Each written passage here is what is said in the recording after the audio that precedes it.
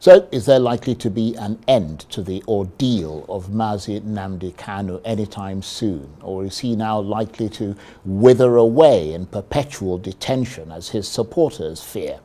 The IPOB separatist leader has been incarcerated for over 10 years on charges of treasonable felony, despite various court orders and appeals for his release.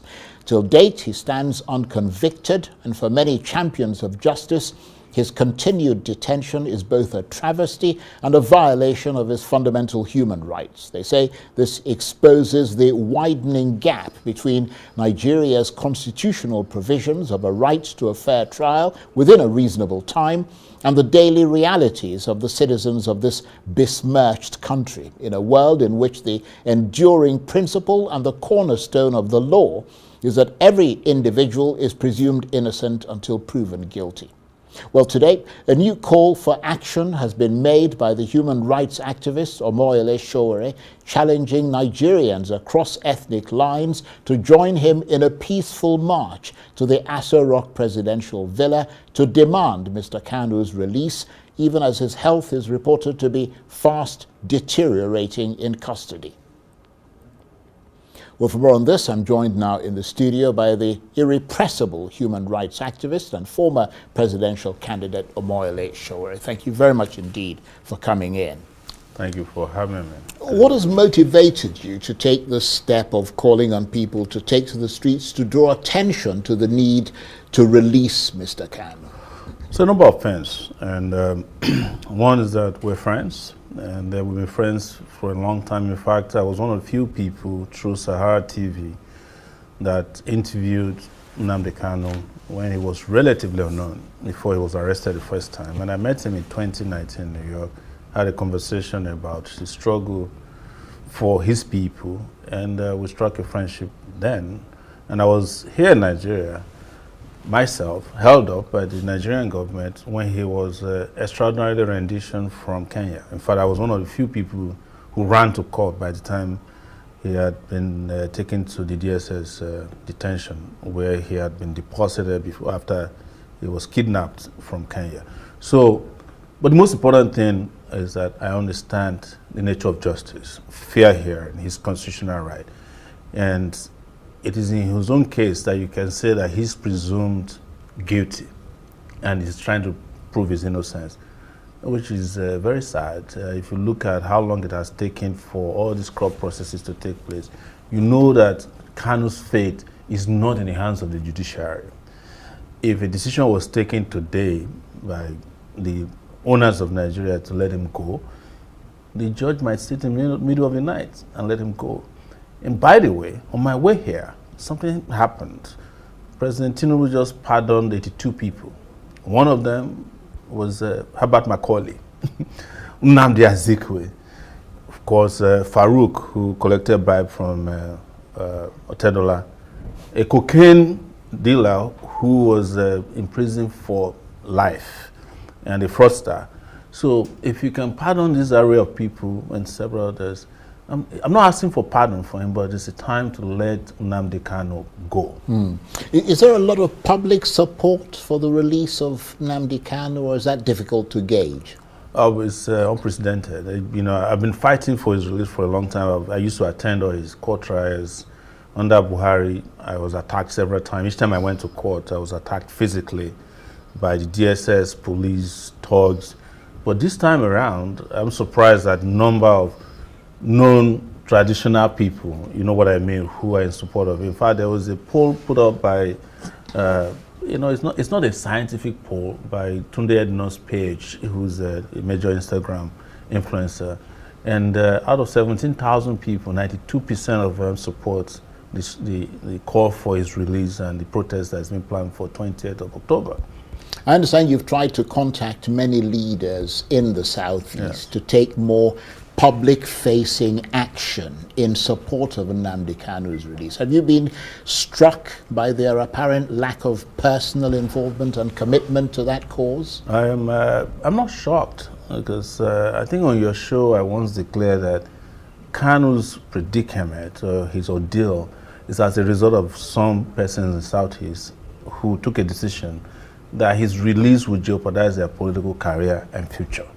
That I know as far back as when Tinubu freshly became president, because I was part of some conversation to release him. And they said at that time, Imo elections are coming. If it comes out, APC might not win. And subsequently, I realized that some of the communiques you see is just, word of mouth by day. When they go at night or when they meet Tinubu, it's likely that they have a different position. And when I started contacting them in the last 24 hours, I'm shocked. Some of them that I used to be able to reach just switched off their lines. The ones I sent messages never responded. I reached out to Soludo, who I know personally. That's Charles Soludo, who's the governor of Anambra State. Right. No response till now. I reached out to Alex Oti. Alex Oti used to be a columnist for Sahara Reporters, so I know him personally. No response till now. The only response I got was a nominal response that, no, we shouldn't have dragged us the way you did. Reached out to Peter Obi, they said he's in Rome. But I sent a message that, you can behave as the Romans do too, just be part of this. But some have been encouraging. Senator Abaribe, I reached out to him, he responded, he said, I'm in on this. And I know that Abaribe suffered when he was a shorty for Kanu. In fact, I was sleeping on Abaribe's bed at the DSS in 2019, shortly after he was released, because he was shorty for Nnamdi Kanu. So the rep from his state at the House of Rep also has signed up. A number of persons have signed up, some of them publicly, but there is no unified response from Southeastern political leaders or traditional rulers, or even the religious priesthood there, which many had expected would happen. But a lot of young people have signed up to this, and you can see that the Nigerian government is already pushing back because they've seen the response to be unequivocally in support of the release of Nnamdi Kanu at this time. I don't think they were expecting that such a response would be so favorable and swift. So is this what you think is needed to push this Nnamdi Kanu issue over the line and perhaps change President Tinubu's view of Mr. Kanu, and not the sort of behind-the-scenes quiet diplomacy that has been going on since? It's obvious that diplomacy cannot work. If it was going to work, by now it would have resolved the issue. I think they used the diplomacy or their proclamation about diplomacy to just make the public become a little lethargic about his release, so that nobody, they're working on it, don't worry. Because we hear that a lot from Oti, who is the Abia State governor, that is working on this quietly. In fact, I was told in court about 2 weeks ago that he will be released on head grounds. They had convinced everybody, only for him to come to court, and they kept changing the goalpost, as we call it. So I don't think diplomacy has to be a combination of, actions. And one of it, I think, is going to be a loud public disapproval of his continued detention, and a protest would work, in my view, in that regard. And that's why I want these people who claim to want him to be released to join the protest. Yes, because when they have issues, they do protest. There's no major politician in this country has never participated in a protest when their own private interests are at stake. I was speaking to a group of Nigerian political campaigners recently, and they seem to think that mobilizing the Nigerian people for any kind of large-scale protest has become a sort of famously impossible thing to achieve. I mean, do you share that view? Well, I don't. It's the same country in 2024 that Nigerians protested for 10 days straight in what was known as End Bad Governance struggle. Nigerians in 2020 did End SARS. It was a globally acclaimed resistance. Well, to be fair, the End SARS was the last big protest. Yes, but there was still a protest in 2024. It may not have been as big. What I'm saying is that, yes, there's been efforts to discourage Nigerians, and when you go out there and kill people and charge them for offenses that are very grievous in nature, you are likely to discourage a country in which you have 139 million people who are living in abject poverty. They just want to go out there and get whatever they can and survive from day to day, hand to mouth. So, but I don't think that is impossible. What has been impossible is the unity of purpose, because they have figured out how to divide us. along ethnicity. I remember in 2024, when we were planning in bad governance protest, we included the release of Nnamdi Kanu in that protest. And the Igbo Igbo, when I issued a statement that they are not part of the protest. So maybe by now, we would have gotten Nnamdi released. So there's also a lot of tactics used by Nigerian government to discourage people. And some of it is how they have made it open-ended to kill protesters, implicate them in crimes that are insurmountable. You saw in 2024 how they charged children for treason. It's never happened anywhere in the world before. So, but I think the consciousness around this is great. And I also think that in some ways, Nigerians always love when things are happening in other places. They love the replica of it. You notice that there's been a lot of chatter around Nepal, Morocco recently. So maybe, that's also might be an inspiration. Right, but I mean, are there lingering security-related things that are yet to be resolved around Mr. Kanu? I mean, can he, for instance, call on IPOB? I think he's called on them before, but again, to relinquish all forms of violence and all forms of threat to the Nigerian state. Will that be needed as well in order to convince the powers that be of Mr. Kanu's sincerity? I think he made an open declaration in court where he said, give me 5 minutes if I'm released, I'm going to end the violence in the Southeast. He made the declaration in court last year. What does you want from him? And you are the government, at any rate, you have a duty to protect the public. It's not his job to protect the Southeast or the Southwest. But the truth is that I have said this, and I'll repeat again. If you are a Nigerian, you can get away with a lot of things. But if you are Igbo, Nigerian, you can't get away with a lot of things. Yes. But you're not getting away with much. Yes, but the odds are stacked against you because you're coming with zero, and they'll do to you. I mean, it was in this country that there's a Yoruba nation movement. They even went and hijacked a radio station last year. Did you hear of any trial? Did you hear of any arrest? I'm not using that. I'm not saying that that should not be the case, but we must tell ourselves the truth. That it just doesn't look good that the Igbos are marginalized in every sector, including in the justice sector. To get a trial wrapped up in 10 years, is that so difficult to do, especially when you claim that you have evidence that this person has committed these grievous crimes. Nothing has been done. There's nobody who's been presented as a witness. The only witness that was presented in his case did not accuse him of any crime. He didn't say he found a gun on him or he was importing ammunition or weapons or had a grenade. He just said, well, he was making declaration that he wants Biafra. And I've checked the Nigerian Constitution, 1999 Constitution. There's nowhere it is stated that it's a crime to say that you want Biafra. Yeah, well, I mean, you do have to, and not to sort of qualify what you're saying, but I mean, the person asking for a Yoruba nation is quite different from the Biafra issue, because Biafra, actually, there was a war in this country. That's exactly what I'm telling you, that the laws are stacked against you. That lasted quite some time.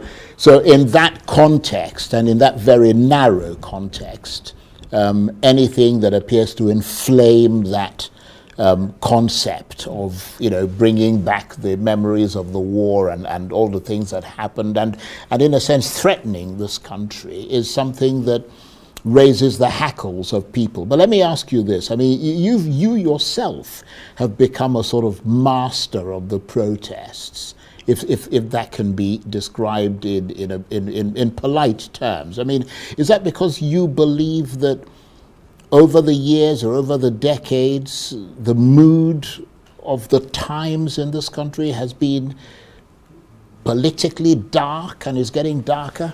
Yes, I have always stated that every president in Nigeria is worse than the last one. When Buhari left, everybody said this is going to be the worst. And after Buhari left, people were calling for the return of the Buhari regime. So that shows to you that to be fair, I haven't heard a lot of people calling for the return you of know, the I heard a lot of regime. people who said, well, I mean, in preference to the Tinubu regime. I've heard people say, give us Buhari fuel price, give us Buhari's Naira. Yes, I suppose in that sense, because the prices were lower. Yeah. The same people also went and gave Buhari a rousing burial. So it doesn't look like they hate him. I was probably the only person who said, you know, this guy don't deserve the kind of monumental, you know, acclaim and sheer leading that followed his burial. But that's a conversation for another day because it's no longer here. But the truth is that the country is getting darker. The electoral process has become very Byzantine. Nobody believed that elections can deliver votes that bring about credibility, that they can be free and fair, and that it is the people you vote for that will get declared as winners of election. Of course, you've seen poverty. Yesterday, they said, this is from the Nigerian government, that from 81 million people who are in abject poverty, we have now moved to 139 million, and we have 200 million people. So we're not making progress. That's the truth, either politically, economically, culturally, and socially. I don't see. Well, the government is disputing those sort of World Bank figures, and they would say to you, I'm sure you've heard them say it very times, that your view of this country is particularly melancholy and despairing. Well, they've always said that, and I've never been wrong. They have been the ones who've been wrong. My position on politics, economy, in the way the justice system works has been, you know, right. You know, I remember in 2019 when I was arrested in the charge for treason, I made it clear. I said, nope, this is going nowhere. And that's what happened. One day they came and withdrew their charges. So when I said to you that elections are not free, fair, or credible, or that they are allocating votes, I'm not lying. When you look at it, you find out I'm right. So no, I expect a lot of Nigerians would agree with you. That your assessment there. On the issue of Nnamdi Kanu that we're talking about today, I've always stated that this trial was not going anywhere, and it hasn't gone anywhere. And that's why we are asking them to stop wasting resources, time, energy, and emotions on this, because the DSS spent millions of naira to come and carry out this charade in court. They have to lock up every street just to come and seek an adjournment.